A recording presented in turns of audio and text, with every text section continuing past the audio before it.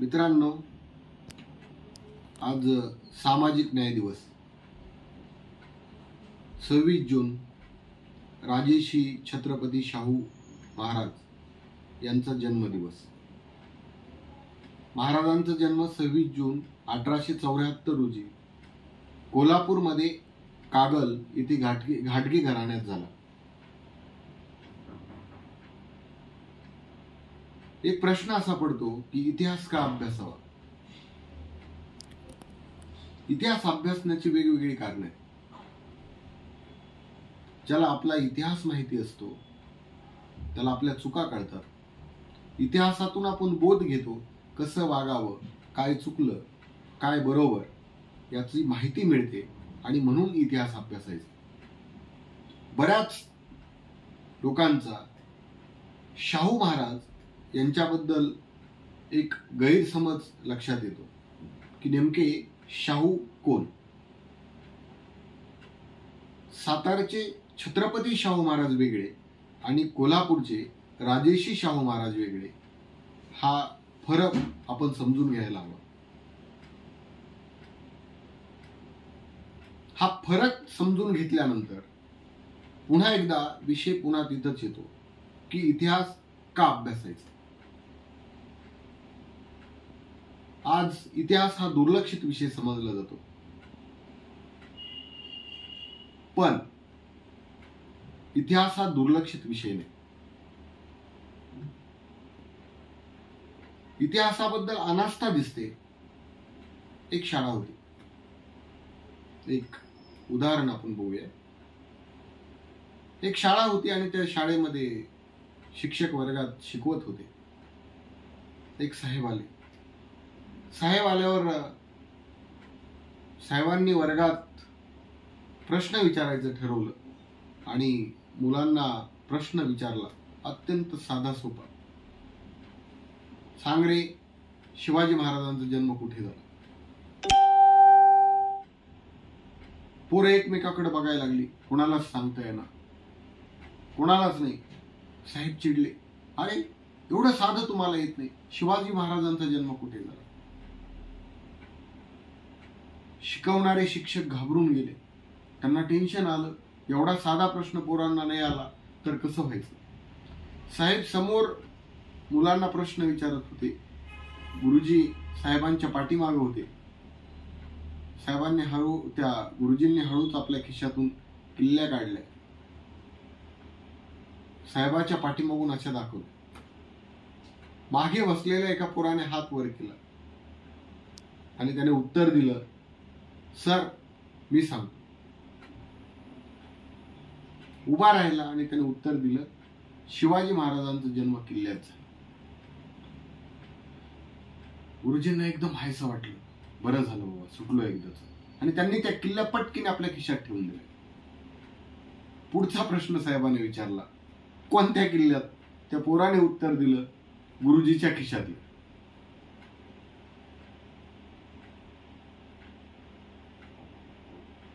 साहेबांना फार राग आला, गुरुजीच्या खिशातल्या?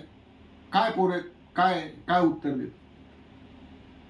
थांबा म्हणले, मी आता दुसरा प्रश्न विचारतो, दिल्लीचं तख्त कोणी फोडलं? मग दिल्लीचं तख्त कोणी फोडलं म्हणल्यावर पोरं ते एकदम घाबरून गेले, एकमेकाकडे बघायला लागले। साऱ्या त्यांच्या चर्चा सुरू, कुणी फोडलं असेल, कुणी फोडलं असेल। राम्या तू फोडलं का? एका पोराला उभा केलं, उभा राहा। तो म्हणला, साहेब मी कशाला फोडू, मी कधीच काही फोडलं नाही, ह्या राम्यानेच फोडलं असेल, तोच जास्त आगाऊ। साहेबांनी कपाळावर हात मारला आणि सरला विचारलं, अहो सांगा पोरं काय म्हणते, मी साधा प्रश्न विचारला, दिल्लीचं तख्त कोणी फोडलं? गुरुजी म्हणले, अहो पोरं मुद्दामच आगाव, काय करणार हो, एका वर्गामध्ये 80 लेकरं, कुणीतरी फोडलं असेल, नजर चुकविली असेल माझी। आता साहेबाचा पुन्हा पारा चढला, फार राग आला। मुख्याध्यापकाला बोलावं म्हणले। मुख्याध्यापक धावत पळत आले, घाम पुसत काय झालं साहेब? साहेब म्हणले, काय तुमची शाळा, काय तुमचे वर्ग, काय तुमचे शिक्षक? मी साधा प्रश्न विचारला, दिल्लीचं तख्त कोणी फोडलं? हे पोरग म्हणतं मी नाही फोडलं, ते दुसऱ्या म्हणतं रामेने फोडलं असेल. तुमचे शिक्षक म्हणतात फोडलं असेल कोणीतरी.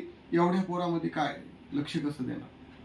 मुख्याध्यापक म्हणले, तरी मी म्हणत असतो, प्रत्येक शिक्षकाला माझी सक्त ताकीद असते, वर्गात जाताना छडी घेऊन जात जा, पोरं फार आगाव, साहेब जाऊ द्या, कुणीतरी फोडलं असेल. असा हा आमचा इतिहास, असा आमचं इतिहासाचं ज्ञान. पुन्हा प्रश्न येतो की इतिहास अभ्यासावा का? तर इतिहास अभ्यासावा महापुरुषांच्या माहितीसाठी. कारण काय केलं महापुरुषांनी, काय झाल्या चुका, हे तुम्हाला आम्हाला समजावं म्हणून इतिहासाचा अभ्यास केला पाहिजे. आज ज्या महापुरुषांबद्दल आपण बोलणार आहोत ते आहेत राजेशी छत्रपती शाहू महाराज, कोल्हापूरचे राजे. इंग्रजांचा काळ होता, भारतामध्ये राजेशाही होती, वेगवेगळ्या प्रकारचे संस्थान होते. जेव्हा भारताला संसदीय लोकशाहीचा गंध सुद्धा नव्हता, तेव्हा असा एक राजा की ज्याने मुलांना मोफत आणि सक्तीचं शिक्षण सुरू केलं, ज्याने विद्यार्थ्यांसाठी शाळा सुरू केल्या, सर्व जाती धर्मांसाठी वसतिगृह सुरू केले, मुलांच्या शिक्षणाची सोय केली, चांगल्या चांगल्या बाजारपेठा सुरू केल्या. असा काळ की जिचा कुत्र्या मांजराचा विटाळ माणसाला होत नव्हता, पण माणसाचा विटाळ व्हायचा, असा आमचा तो काळ. त्या काळामध्ये आंतरजाती विवाहाला प्रोत्साहन दिलं. आज भारताच्या संविधानामध्ये ज्या ज्या तरतुदी केल्या आहेत, ते मोफत शिक्षण असेल, स्त्री शिक्षण असेल, विधवा पुनर्विवाह असेल, आंतरजाती विवाह असेल, 50% आरक्षण असेल, ह्या साऱ्या सुविधा कोल्हापूर संस्थानामध्ये त्या लोकदृष्ट्या राजाने त्या काळामध्ये दिल्या. म्हणून आजचा हा दिवस समता दिवस म्हणून साजरा करावा, केला पाहिजे, आपण करत आहोत. आणि म्हणून इतिहास अभ्यासावा. या राजाची कमाल अशी की एवढा प्रचंड विरोध असताना सुद्धा अनेक कामं केले. त्यातलं एक पहिलं महत्वाचं काम 50% आरक्षण. गोर गरीब, महार मांग चांभार कुंभार दलित आदिवासी या सर्वांना 50% आरक्षण या राजाने दिलं. प्रशासनामध्ये 50% नोकर ह्या आरक्षणातून भरती झाली पाहिजे, हे राजांचा आग्रह. याला सर्व कारभारी प्रधानमंत्र्यांचा विरोध, पण या राजाने कसल्याही विरोधाला जुमान दिली. लोक सारखं विरोध करायचे, अहो महाराज यामुळं ज्यांना अक्कल नाही असे लोक प्रशासनात येतील, असे लोक आपल्या डोक्यावर बसतील. महाराजांनी बऱ्याच दिवस ऐकून घेतलं. एके दिवशी साऱ्या कारभाऱ्याला सोबत बोलावलं आणि सांगितलं, चला माझ्याबरोबर. घोड्याच्या पागेत नेलं. तिथल्या मोत्तदाराला सांगितलं, इथले सारे घोडे सोडून टाक, मोकळे सोड, यांना खायला दे. प्रत्येक घोड्याला वेगळं खायला दिलं जायचं. ते बाजूला केलं गेलं, एकत्र खायला ठेवलं गेलं. सारे घोडे सोडले आणि सोडल्यावर एक गंमत अशी झाली की जे धष्टपुष्ट घोडे होते, तरुण घोडे होते, ते साऱ्यात पुढं पळाले. त्यांनी खायला सुरुवात केली. जे दुर्बल घोडे होते, म्हातारे होते, अपंग होते, आजारी होते, त्यांनी खाण्याचा प्रयत्न केला. तेव्हा धष्टपुष्ट घोड्यांनी त्यांना मारलं, लाथांचा मार दिला, त्यांना हाकलून दिलं. आणि जे धष्टपुष्ट होते, बलवान होते, त्यांनी ते सारं धान्य खाऊन टाकलं, सारे हरभरे खाऊन टाकले. आणि मग महाराजांनी आपल्या कारभाऱ्यांना सांगितलं की माझ्या व्यवस्थेने इथल्या माणसाला जनावरात नेऊन बसवलं, पण मी जनावरांना सुद्धा माणसात आणण्याचा प्रयत्न करतोय आणि म्हणून 50% आरक्षणाची आवश्यकता आहे. आणि मी माझ्या निर्णयापासून मागे हटणार नाही. कारण ज्याची गरज आहे तेवढं देण्याचा मी प्रयत्न करणार, कारण तो त्याचा हक्क आहे आणि तो हक्क मी देण्याचा प्रयत्न करणार. गाव कुसाबाहेरील मुलं, गाव कुसाबाहेरील लोक यांना न्याय देण्याचं काम, शिक्षणात प्रवाहात आणण्याचं काम शाहू महाराजांनी केलं. म्हणून आजचा हा सामाजिक न्याय दिवस आपण साजरा करायला हवा. वाचन करायला हवं. वाचलं म्हणजे पेरलं, आणि जे पेरलं तर उगवतं, वाचलं तर आपण विचार करतो. म्हणून आजच्या निमित्ताने महापुरुषांची ग्रंथ, पुस्तके आपण प्रत्येकाने वाचायला हवी. अगोदर केलं आणि मग सांगितलं असा हा राजा स्वतःच्या चुलत बहिणीचं धनगराच्या मुलाशी लग्न लावून देणारा असा हा पहिला लोकदृष्टा राजा. जवळपास 100 विवाह धनगर आणि मराठा असे आंतरजाती विवाह राजांनी स्वतःच्या हाताने लावून दिले. म्हणून हा राजा महत्वाचा आणि यासाठी आजचा हा सामाजिक न्याय दिवस महत्वाचा आहे. मुलांनो, फक्त इतिहास अभ्यासायचा म्हणजे व्याख्यान ऐकायचे नाही, त्यासाठी वाचायचं, विचार करायचा. आणि यासाठी मी एक गोष्ट सांगून माझी जागा घेणार आहे. दशरथ मांझी त्याचं नाव.